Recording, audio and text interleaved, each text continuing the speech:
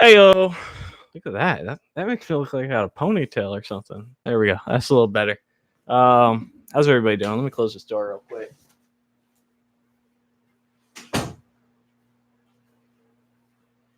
So, it's almost the weekend. I'm not going to have time to do one of these on the actual weekend. So I say, hey, let's go ahead and get our weekly AMA going. Our weekend AMA. We'll call it weekly this week. And let's talk a little bit about what I call the 3 strikes rule. And so there's a couple things that you have to understand. And I bring this up because I have a friend who's dealing with this, and he's I have a lot of friends that deal with shitty workplaces. And this isn't an analogy for me. I'm like, oh, I have a friend of a friend. But no, I have friends who are at shitty companies, and they stay at shitty companies. And that's because they don't follow the 3 strikes rule. So at my first job, early on in your career, you're going to want to job hop. And that's just a given. But knowing when to job hop or knowing what makes a company bad or what makes a company not worth working at anymore, moving on to greener pastures.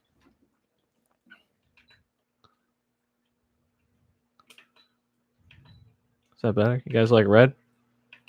How about yellow? You can't really see it on the camera. All right. I just got a new, I shouldn't say new. I've had this one. It's the spare essential oil diffuser. But can you get some of that through the microphone? Anyhow, what I'm trying to say is I've been following this 3 strikes rule for the majority of my career, where it goes a little something like this. A company it's like baseball, where my hand is better. It's much better. I still got a little bit of tension right here, but I can use it. April's been massaging my forearm and my wrist before we go to bed. That's been helping a lot. So 3 strikes rule. All right. Sorry, this is really gross. I'm having the retainers were in, and it's making it a little bit hard to talk. I wasn't planning on doing this live stream, but I figure I need to.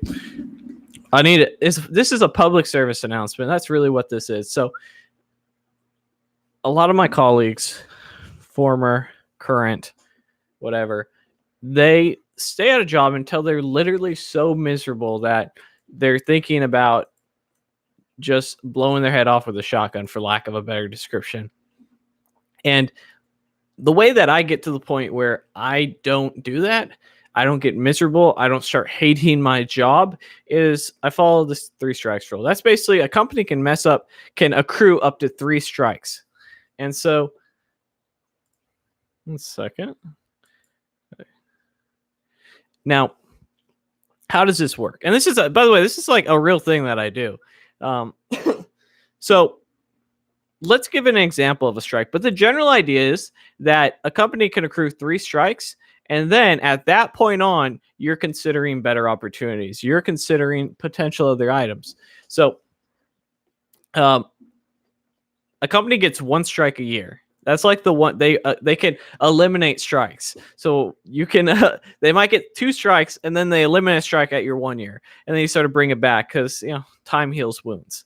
But each strike is a representation of something that a company has done that has wronged you, that your employer has done that has wronged you.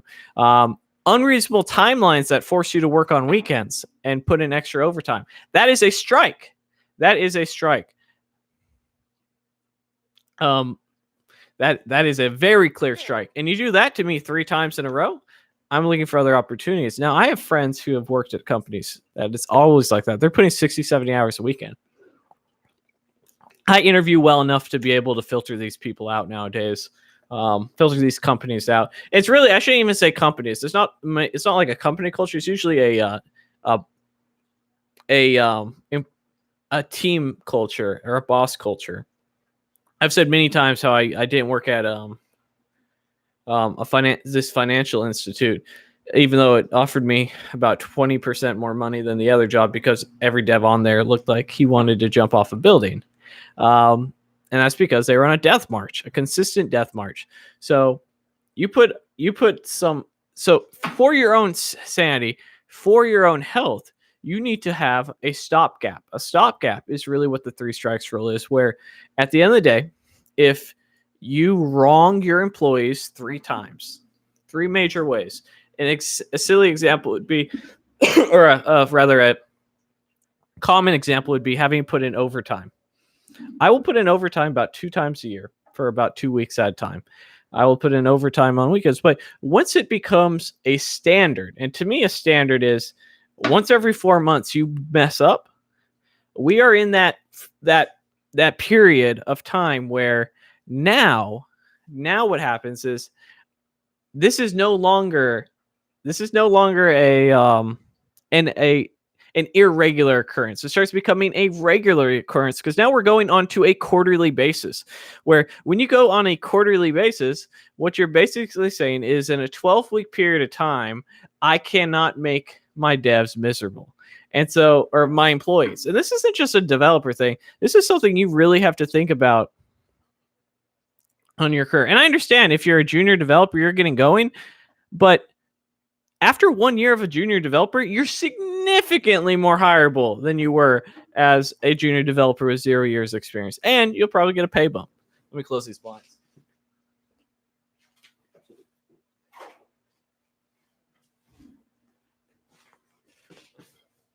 So, and there's nothing to be afraid of. Why would you be afraid of applying for jobs? It's not like anyone's ever going to find out. I mean, seriously, I'm asking a real question. So you have to keep track, a mental track. And so what you'll start finding is that one of two things. You'll either respect yourself enough to say that this is unacceptable, and you'll have a talk with your management. You'll have a talk with your employer, and say, hey, this is going to burn us out. This is going to burn me out. And at some point, devs are going to leave. Because that's what happens. That's from a real fact pattern. The average developer stays at a job for 18 months. That's a huge amount of turnaround. I've worked at companies where they tried to hire 5 devs in 9 months and hired 1. So like that's a huge amount of turnaround, especially if you're a good developer. You know, if you're a shitty developer, you might just have to keep up. You might have the 10 strike rule. You understand? Like it depends on how easy it is for you to get a job. You say I have 3 strikes, I'm gonna start looking, but they might be up to 10 or 15 strikes by the time someone takes your sorry butt. You know, so it's one of those things. Now I have buddies who I consider good developers that get shit on left and right by their previous employer. In fact, some of my previous employers that I had reached my 3 strikes and I went elsewhere.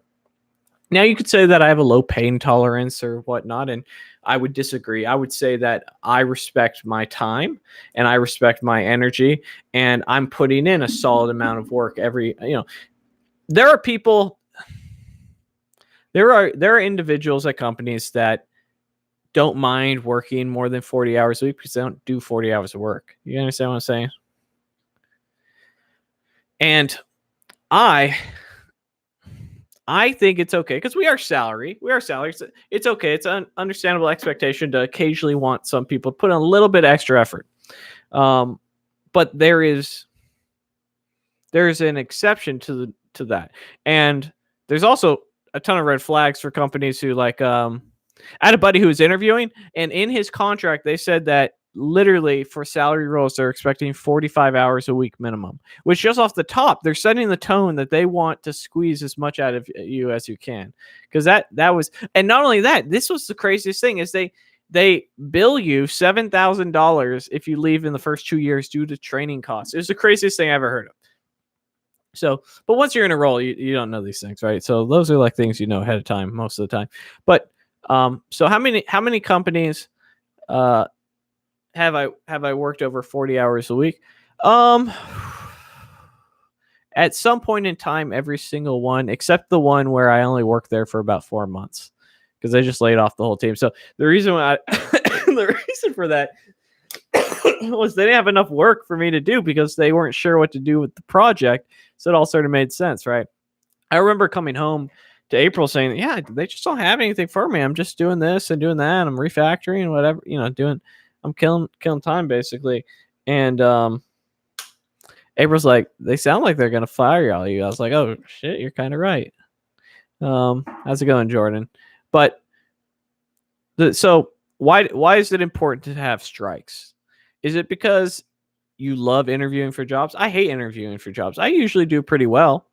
I can interview and I can get roles, and I'm a good developer, so people will hire me, and I work hard, and every year my resume gets better and better, and I have more projects, more certificates, more whatever, right? More courses. I've read more books. I think if you see back there, I'm reading Code Complete right now in my off hours. But do I leave because I have a low pain tolerance? I don't think so. I think why I leave roles and why I recommend other people leave roles is because I don't want to be one of those people that are miserable in a job. Because the truth of the matter is, in corporate America, companies are going to look out for themselves, which means you got to look out for yourself. No matter how much of a company culture family you are, and no matter how good you are, at the end of the day, they have a business to run, and you have your life to run. And there's nothing wrong with that. There's nothing wrong with the business. There's nothing wrong with the business to say, this is how you should do your job. And there's nothing wrong with you saying, no, this is how I do my job. And if you don't like it, I understand. But I guess we're not meant to work together. And what you'll find out is by sticking up for yourself a little bit and saying, you know what? No, I'm not going to work the weekend. Again, maybe you did it once as a favor. I've worked a couple late nights the other day. I worked an hour and a half late yesterday. Not a big deal. We wanted to get something out, and there was a bug in it, so I spent a little bit extra time working on it.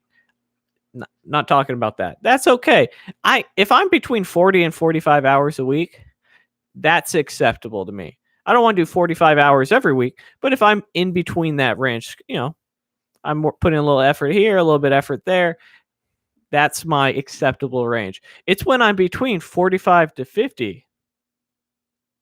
That 50 plus, I should say.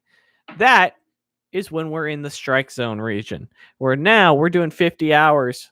If I do 50 hours for one sprint, we are dangerously near a strike.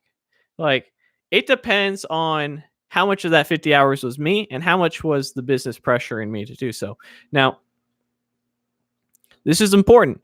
And it's not like you just keep these subtle strikes in the back of your head, waiting for a time for you can hand in your notice. No. It's important for you, for your mental sanity, to have talks with your managers, have talks with your coworkers, and say, man, I'm not going to work this weekend. I have plans. We didn't meet the deadline. I understand. Is someone going to die if we don't get it done by Monday? Who? James going to die? Is James going to die? What about Bob? What about Michelle? No one's going to die if we don't get this done by Sunday night? Oh, shit. I thought somebody was going to die. Y'all acting like somebody was going to die in here if this didn't get done by Monday. Oh, no one's going to die? Okay, yeah, no, I'm not working the weekend.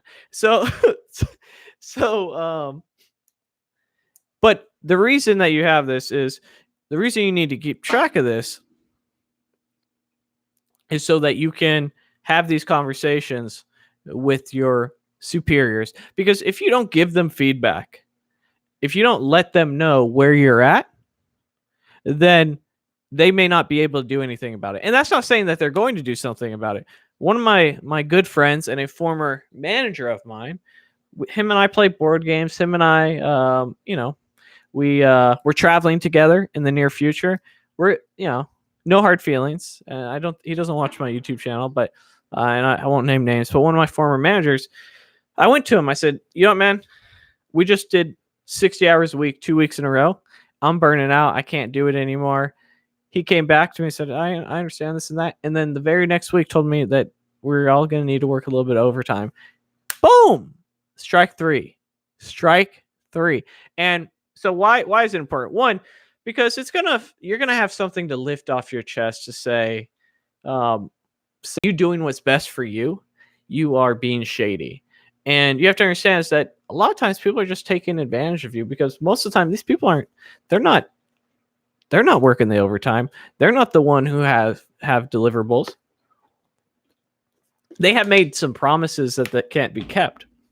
And now you're being forced to try and meet them, typically due to whatever happened. Life happens. Sometimes things happen. Sometimes it's because people give aggressive deadlines. Sometimes people expect too much. Sometimes because the project showed up last second, as that's probably the number one thing that has happened. Expectations and projects like not getting enough time. So I say this because I don't want you to be that person, because 70% of people hate their job. And around 3 strikes is when I start hating my job. Around when I've been pushed to do 3 things in a year that I don't want to do, I start hating my job. And so, I can get about 1 to 2 a year, because I usually race about 1 a year. But around that 3 time comes, what happens around 3 time? Well, 3 time comes, it's 2 things. One, you move on to another place. And so what ends up happening is that pretty much every job you're gonna have issues with. You're never gonna find a perfect company. So so 2 things are gonna happen. You're going to get a breather, because oftentimes what it feels like when you are being overwhelmed, when you're stressed, is that you just can't breathe. There's like a weight on your chest. Stress levels are at an all-time high. You're not getting good sleep. So you're going to get a breather. You're going to get that honeymoon period breather. Benefit to that. Lots of benefits to that. Sometimes you just need a break. You need a vacation. And sometimes you go elsewhere and you can get it. But oftentimes after that happens, you'll see that the grass may have been greener, but really what it was another shade of brown. Okay. And you typically trade one handful of problems in for another, or maybe a mixture, or a little bit more emphasis with these problems here. Nothing's perfect. Much like family, much like relationships, nothing's perfect. So the grass is usually just a little shade of brown. So you jump ship, but you get that breather period. So that's nice. Or you cash in your strikes. You cash them in. That's what happens. You go, you shop other offers, and you say, hey,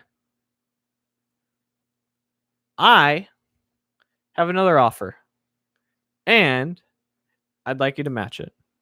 And it depends where you're in your career, and you may be able to do that, but around that 1 year, because you get your 1 year or 2 years or 3 years or your yearly review at a company, you might get 5%, but you might get 20% if you leave and a company matches offer. Now, you can cash in, and I don't recommend. I recommend that typically that money's not really going to mean too much for you, especially as you get higher salaries, taxes. But the reason I bring it up is not because I'm frustrated. I really like my job, and I really like my boss, and I really like my architect. And we are going in the right direction to build a quality product. But it pains me so much to see some of my friends and know so many developers who are just getting long dicked by their employers because they won't stand up for themselves, or because they're just accustomed to it. And they, change is hard. Change is not something that is fun. Change for a lot of people, it's one of those items where they feel safe because it's what they know. So I feel for him, because I see a lot of these guys. I worry about them, and I don't want that to be you. I don't want that to be me. It won't be me. So anyhow, that's the start of the weekly AMA. Get you going. Really enjoying the 100 front-end interview questions challenge course. Thank you so much, man. If you guys are interested, it's $9.99 description below. It's a bestseller in the Udemy front-end development section, which is pretty impressive if you ask me. We bestseller, baby. Best-selling author. Udemy. Oh, man. It'll help you, Taylor. Don't worry, man. I think it's a real quality course. Yeah.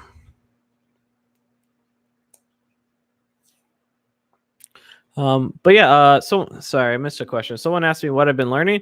So I just finished up. It's actually framed right there. It fell off the wall on the wall of.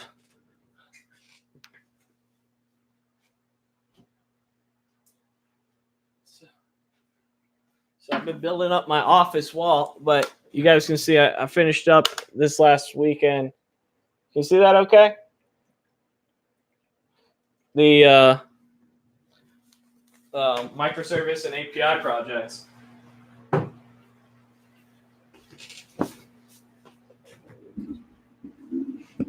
Why am I in a different spot? I'm in the same spot, son. Is that a little better? You can see the wall a little bit better. Posters. But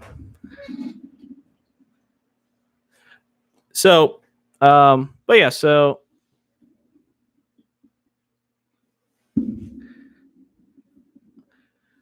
how much can I work to expect as a junior dev? So I would say for a junior dev job, expect to put 40 hours in at your company and 20 hours outside, getting up to date and ramping up. How do I like Angular? I really like Angular. I've done React. I've been helping April a little bit with React, that's what their primary programming language is, or framework, I should say, in her boot camp.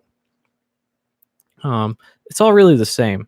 I haven't had a chance to watch Brad's video yet, or Traverse Media rather. Guy's stage name, like he's a stripper. But I did see that he had a video saying, don't care about frameworks. I think this is an absolute great idea. Now I say this without watching the video, but as you progress in your career, you really should be framework agnostic. You should be able to work in pretty much anything.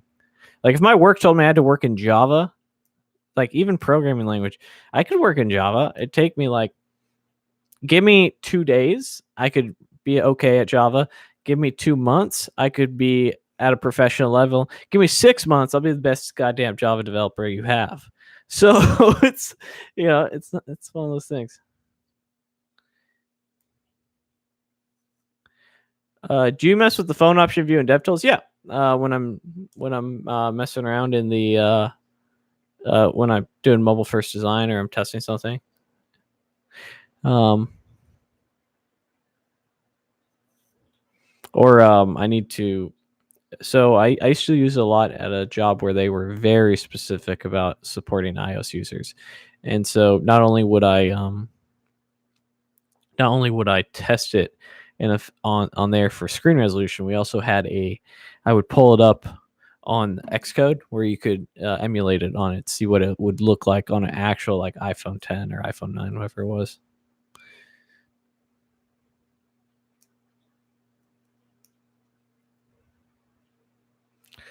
I like Angular a lot. So part of the reason I like Angular is I love TypeScript. Not that you can't do TypeScript in other frameworks, but is one of the things I quite love about it.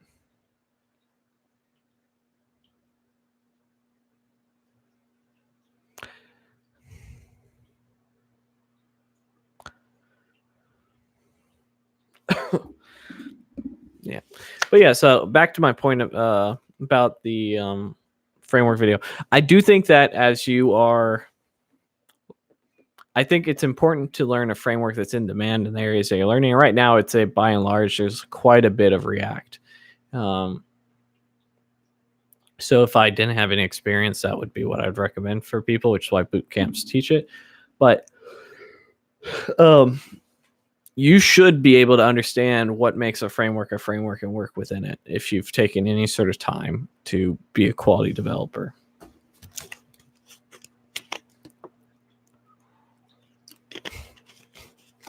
Starting to do mobile first design. Any advice? Yeah, probably the first one is if you're doing mobile first design, in general, you want to So I always recommend doing style guides if you've ever. This is more of a general thing about CSS, but atomic design is kind of a cool way to set up your base level elements and do your style guide that way before you even get into the mobile stuff. You of course want to have your breakpoints in variables. If you're using Sass, you can use variables that way, or CSS variables. You also, I personally, this is my personal thing, is that if I'm doing, so I do mobile, right? And then I'm doing desktop if I have a tablet. So I don't like this thing where people will nest them and do @media inside. I like to separate. So let's say I do mobile, desktop. That's my personal thing. Is that a service? Is what a service? No. Have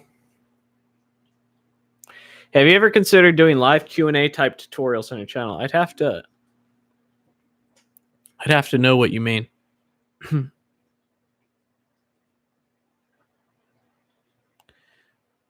No, atomic design is a design pattern for your CSS.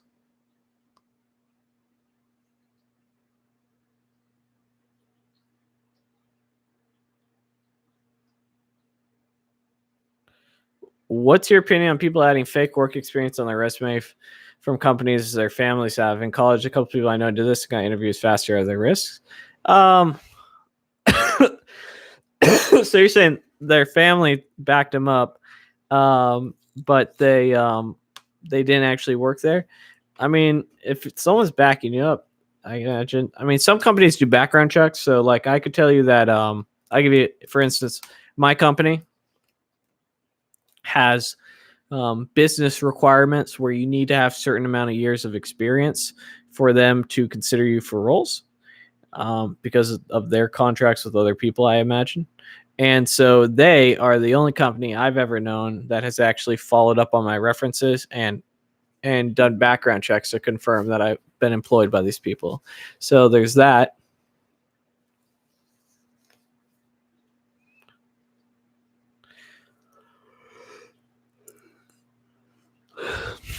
Oh, you mean like a tutoring? So I gotcha. So like a tutoring thing where, hey, show up with your coding questions, a live stream, open your project, send me your project. I don't understand what's going on, and then bam, solve like five problems in 10, 20 minutes. I could do something like that. I probably won't though. The honest answer is I do so much coding at work that I barely have the energy to do coding for myself.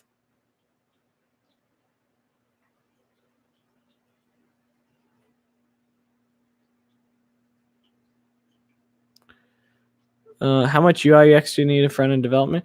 It helps, but you don't need it. I mean, it's a different specialty, like everything else. How would that be handled if you did freelance work? Do you have to refer? I'm not sure what you're talking about. How would atomic design be handled if you're doing freelance? Is that the question?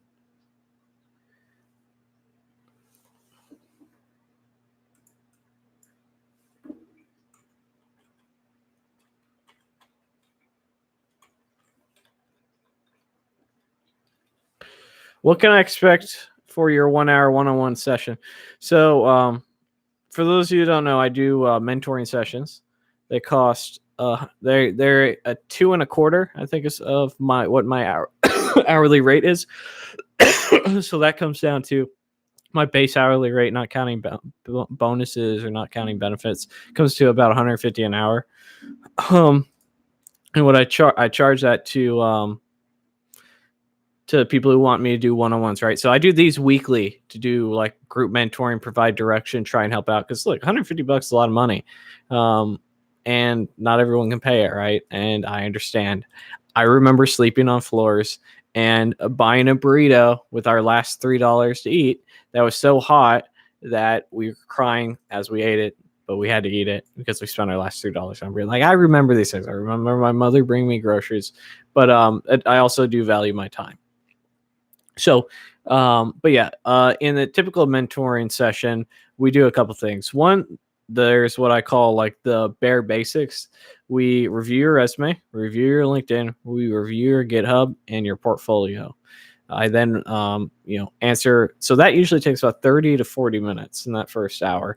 And then from there, it's Q&A. And then you're asking questions the whole time about what to do, what to study. We build a work plan for you. So it really depends on what it is that you want to do. But those are the 4 things that I want to do because that's going to provide you the most value. I know Alex, who was, I think like 19, he was wondering why he couldn't get any interviews, and he's like making 30 grand a year. This just happened, like just started. God, maybe a week ago, 2 weeks ago. But he did one, and his whole goal was like, look, I'm doing all this. Am I doing the right stuff? Yeah, I gave him some direction. He's like, how can I get a job? And so we came up with a job search strategy. We reviewed his resume, everything. 3-4 weeks later, got a job, doubled his income. So more than doubled, I should say, and got a job with more current technology, doing all this sort of stuff. So, and I don't guarantee anything, but I can provide you in the right direction, and that's sort of what I did for him. What if you're not into web development, but have found a programming language you enjoy that's used in business environments? I tried web, but enjoy software as a service, SaaS. Here's the thing, James. If you found something you enjoy, it's much easier to be successful with it than trying to force yourself to do something you don't. So my advice to you is find something you enjoy, find a way to monetize it and get a job in it, build a product in it, whatever it is, and put your effort into that. Then trying to pigeonhole yourself. See, I tried to pigeonhole myself into college for 6 or 7 years. I still don't have a degree. And when I stopped doing that and I said, I'm going to go my own path, I went from being a broke, hungry college student to having a good career and hard work and all that sort of stuff. But I went the path I wanted, where I was happier and where I enjoyed it, and I created a path to be successful. Things just don't happen. So you have to be very active in your life and in your career. Which brings us back to our 3 strikes rule. You need to be active in your career. You can't just assume things are going to happen for you. So keep that in mind. But if you don't like web development, don't do web development. That's the truth.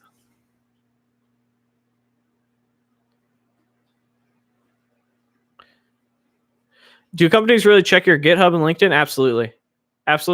I got interviewed for my current job. The guy, look, I have a lot of repos because I do a lot of tiny projects, and I think I have around 50. And he made fun of me because I called the Gliffy cat Rainbow Cat or something like that. He's like, everyone knows it's Rainbow Cat. It was like it was like something I built where it was a Chrome extension to inject the Gliffy cat when you got air. That was it. But yeah, people do look at it. If I look at your GitHub, and so like I did a mentoring session this last week, and one of the comments I gave to him was like, you want to be a developer, but you don't have a single thing updated to your GitHub in a year. That has to immediately change. We need you to be pushing to that daily. So, but yes, people do. And LinkedIn is the number one thing that recruiters, and by the way, I've actually talked with like recruiters at my work and previous workplaces to understand what makes them tick. So it's not all like, oh, this is just what I think. I've talked to these recruiters.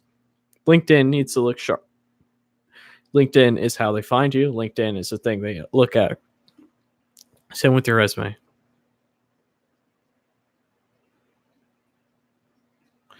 Do employers care if applicants have online degrees? I imagine some do, but most don't. For them to offer it to you.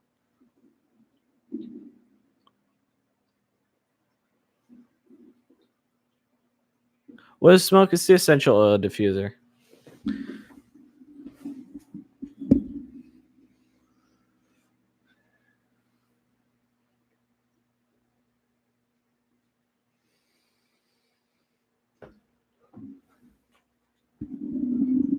Yep.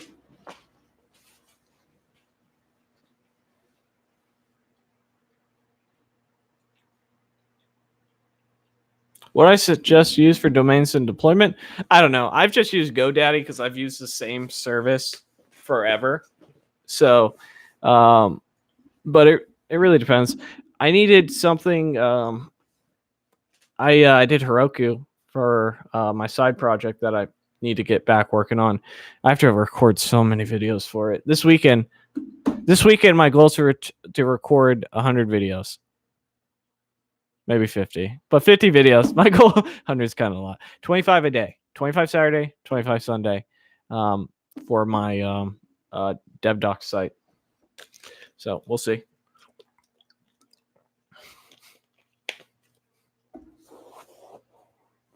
I might also have to change how I do descriptions and meta tags and things like that for better SEO.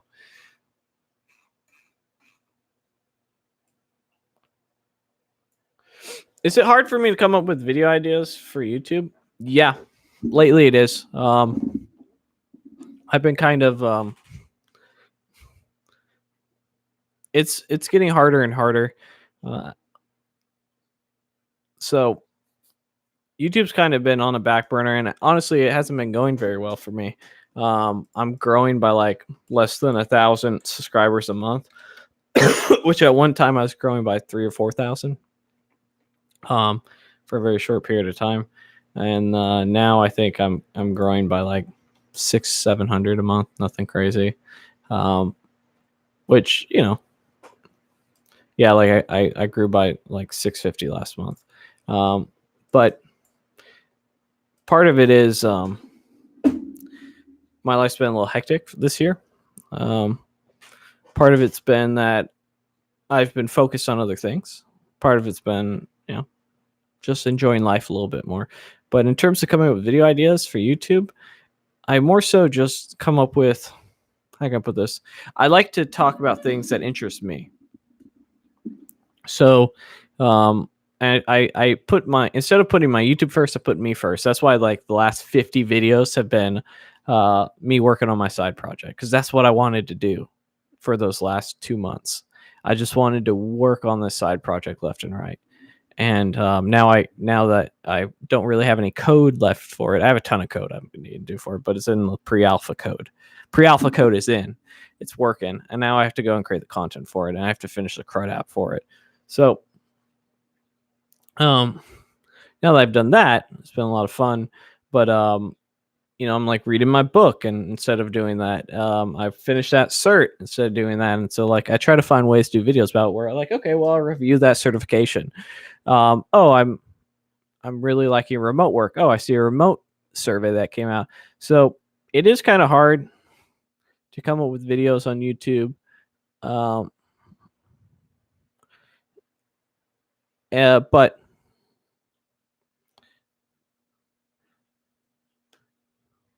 But generally speaking, I just try and talk about what's going on in my life that I'm interested in. I would say probably if I took YouTube more seriously, like don't get me wrong, YouTube's great. It makes me money. I enjoy it. It's something I will always be doing. But I don't think compared to other YouTubers who maybe their goal is to be a YouTuber, that's not my goal. My goal has always been to create passive income streams and to be a developer. And so I enjoy being a developer. And I don't know what else I'd be doing if I wasn't being a developer, you know. April and I talked about this. Usually when I get frustrated at being a developer, I like, damn, yeah, I guess I would be doing pizza delivery. Ain't that some shit, Shane? But yeah, so when it comes to video ideas, I typically try to more so do videos about what's going on in my life, what I want to do. Sometimes it's little projects, and sometimes it's this. Sometimes I'm building a course that leads to other things, and you know, it's hard to pinpoint every little thing. But I do think if you're looking for ideas for videos, after you put up about 500, I think I'm up to, like with live streams, I think I'm up to 1,000 videos. After you do something like that, I don't know what to say. So it's like you start doing videos you didn't even remember doing. Yeah.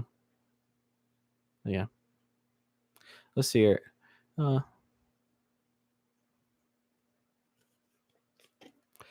working on a side project, and I'm working. Feel like I'm wasting my time at a job rather than just working on my side project. Any advice?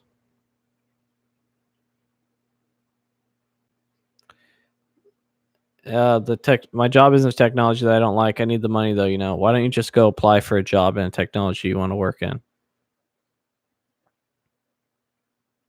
That's what I would do. Any tips on how to impress employers with GitHub? Yeah, push to it. Create projects. Have something to talk to, speak to, show them.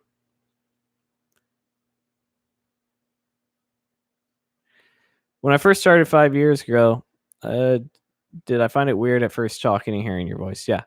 All the time.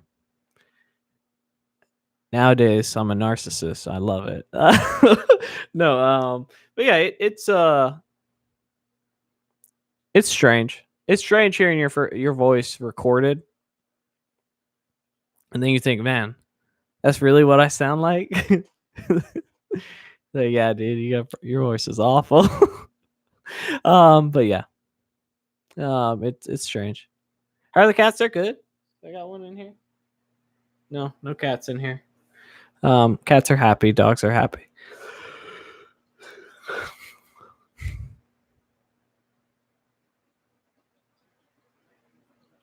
The mister is really distracting. Well, this is about content, not videos quality. All right.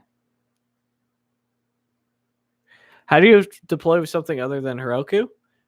Depends. So Heroku is a CLI tool that has built in some deployment options, and so it depends on where you're going to deploy to, but there's always a way.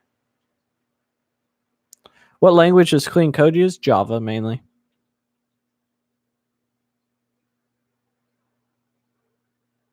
No, I don't think you need to wear a suit in your LinkedIn picture. I don't. I just have like me in like a sweater vest or something like that. That I was at I think I was at a WeWork or some shit like that. Do I offer life coaching outside of developers? I've never done that. I mean, here's the thing. If you want an hour of my time is an hour of my time. Would I be okay doing that? Yes. If you think that I am somebody you can relate to and you think that I can provide you direction and I can help you overcome what it is, then I'm happy to give that service for you. It's not something that people have typically reached out to me for, but I can understand that given the scenario that, hey, we're somewhat both interested in development, perhaps you've watched enough videos to understand, where I've come from, my sort of background, and you think that maybe you have a similar one that I might help with that, then yeah, I could do that, but it's not something I've done.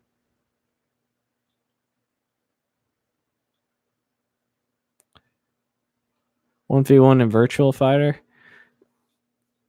On what, the Sega Saturn? What are we playing Virtual Fighter in?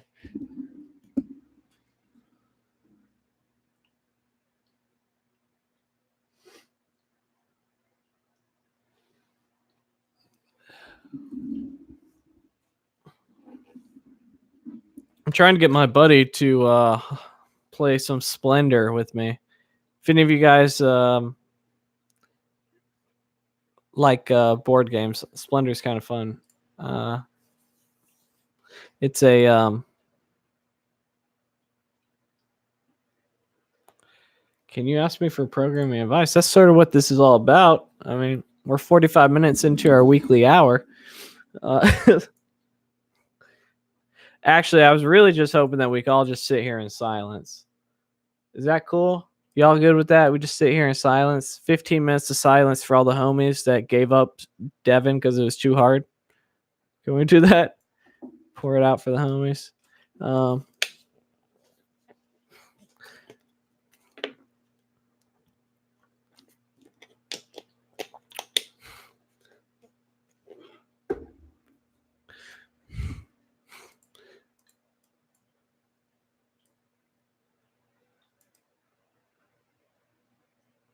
Sit in silence for Dolan.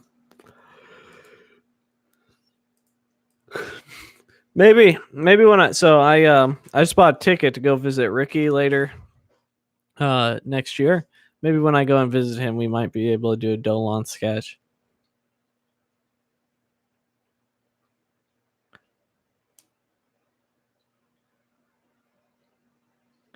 Do you think this leak code trend is becoming increasingly more difficult in the interview process? Yeah, I think algorithms are stupid, and other than basic ones, in the sense of like most of them are so utterly complex that they don't need to be. But that's what a lot of people are testing on. I understand why they do it because a lot of devs suck.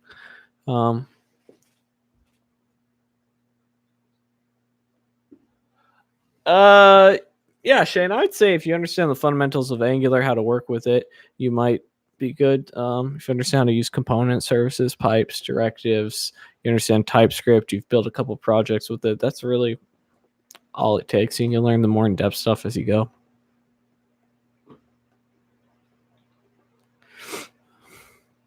Would I accept an internship offer from Google? No.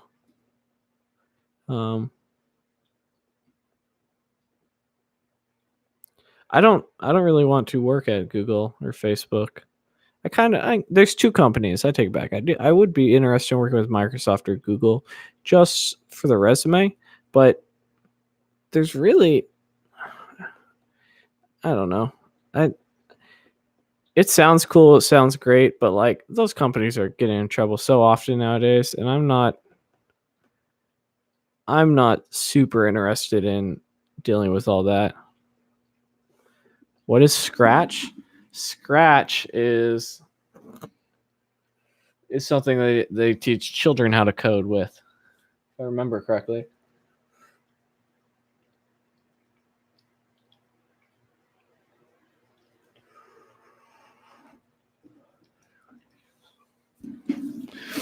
Yeah, and you know what, man? I'm all for being somewhat politically correct, but some of that stuff kind of rubs me the wrong way. And I personally don't want to feel like I need to be ashamed of who I am. And sometimes some of these stories I hear about, not to get political or talk about it, but like no one should feel like that. Full stack Scratch dev? I don't yeah. But yeah, I mean, would it be cool? Yeah, I mean, I think every dev dreams of working at one of these giant tech companies. But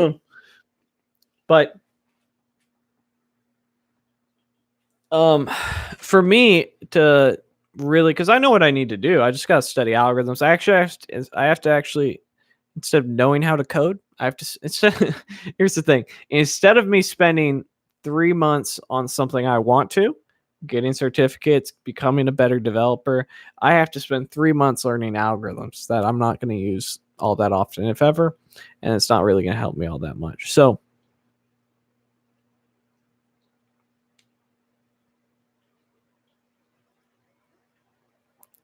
there are a couple things. I'd have to be really miserable at my current job and say, okay, I'm going to actually learn this. Spend the time, effort, energy. In 3 to 6 months, I think is what it would take me to really get good at some of this stuff. Or I would have to have no room for advancement in any way possible and be, okay, this is how I need to go make more money. But the truth of the matter is I've been increasing my salary steadily every single year, at work and outside of work. So now, like, I don't know, as long as my income increases 10 grand a year, I'm pretty happy. And we're on track to do that. So I don't know. Do employers give any weight to college program certificates? So I think certificates as a whole are really there to show effort and initiative. Where they come from doesn't really matter.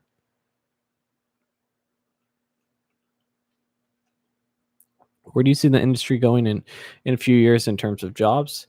decrease in front end development positions, decrease in some other areas. I think you'll be seeing less, and I've said this before, and one of you guys is going to say you're full of shit. But I think you'll be seeing more progressive web apps, and I think you'll be seeing some of those jobs. Not saying that mobile jobs are going away, but I think some mobile jobs will be stolen by full stack developers and web developers. I also see you're going to start seeing a lot of. I think you're going to start seeing some tools that handle front end for you a little bit easier. Like, and you started already seeing it where you have linters, you have build tools, and there's probably going to be one or two more other things that are going to pop in where it's going to not necessarily front end, and we might actually see WebAssembly. I don't think it's going to happen, but some people do.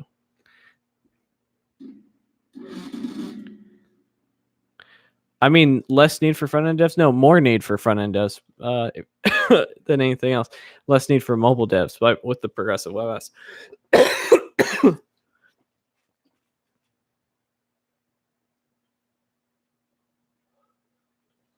But here's the thing: it doesn't really matter what you go into development wise. If you learn how to be a good developer, you can transition very easily.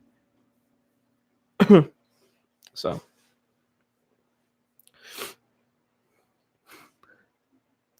Any other countries are as lucrative as the US for devs? I don't know. Have I ever considered working in FinTech? Yes. I'd be very much interested. There's very few industries I'd actually care about working in the sense of like I've worked at a multi-level marketing company. I've worked in a defense contracting company. I now work in a tax auditing consulting company. But FinTech is one of like two industries I'd be in. Like I would actively go and look to work in, if that makes sense. Like I don't really care too much where I work. Do I think C++ is worth learning? I don't know. I'd have to see what the job stats on it are, but I would say probably not. I would say C# is a better path if you want to pick up a C-based language. What do you think about the quality of graduates from different coding bootcamps out there? I think for the most part, it depends on, a coding bootcamp really makes or breaks based on how well their students do or don't do. And so the stricter the acceptance criteria, the better the students do. And a lot of it really depends on how much effort the student puts into it. So I've said this quite a bit about coding bootcamps. I personally really like coding bootcamps. I think they are filling a need. But I do think that anytime you have someone who thinks there's a get-rich-quick scheme and then you have someone who's trying real hard to be successful, that it's usually about 50-50, and about 50% of people fall away that just thought it was going to be something it wasn't, and that they didn't put the energy into there. And, like, it's just one of those things. Any advice after doing HTML, CSS, and going to Bootstrap? Yeah. Don't choose Bootstrap. That's my advice. God, I can't get rid of this cough.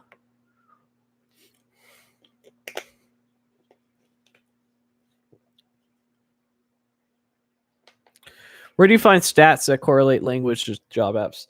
You used to be able to find it on, well, there's a couple things that you can do. One, you can search. There's Google will tell you if you search by programming language how the trends are, which is a good indication if people are using it or interested. Two, you can just search for it in LinkedIn. Search by language and see what comes up. You could also, at one time, Indeed used to actually tell you how many jobs were available by search term. And like track the stats on it, which was pretty cool. So you're able to see in like 2014, 2016, that like Ruby was like this and JavaScript was like this. And, how many boot camps are teaching Ruby on Rails nowadays? None. I don't know if the languages in Python are increasing or decreasing from like a development perspective. I can tell you data science is huge. Does my company recommend certifications for us to obtain? Yes. If so, what are some of them? I don't know that that's something they would like me to share. I don't think they would mind, but typically I try to stay away from sharing things with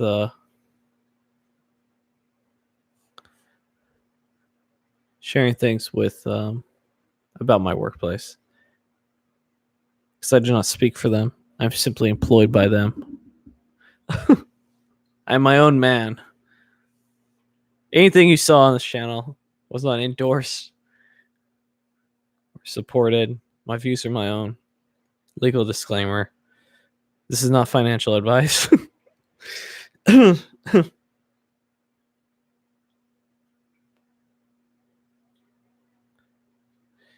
Yeah, I mean, there's still Ruby on Rails jobs. There's just not as many, and they're not greenfield development, and they're not. Like, let me put it this way. I wouldn't tell you, if you were learning to code, I wouldn't tell you to learn Ruby. Could you get a job in Ruby? Yeah. Is it going to be harder than getting a job in JavaScript? Probably.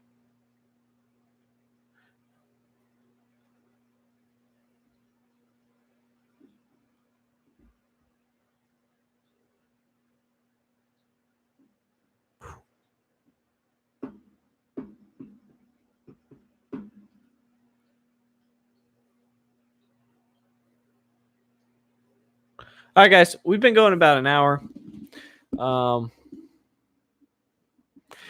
It's been fun. If you're interested in any of my latest courses, you can get them in the description below for just $9.99, like our bestseller, the 100 front-end interview questions challenge. But as always, guys, I appreciate it. And I share this 3-strike stuff with you because I really do worry about a lot of people and being happy. At the end of the day, you need to do what's best for you. You need to be happy. You need to make sure that you're taking care of your friends and family, that you have money in the bank, because of, eventually you may not have a job. You may need it. You may transition. You may take chances, whatever it happens. So look out for yourself. Take care of yourself. And as always, I'll see you guys next time.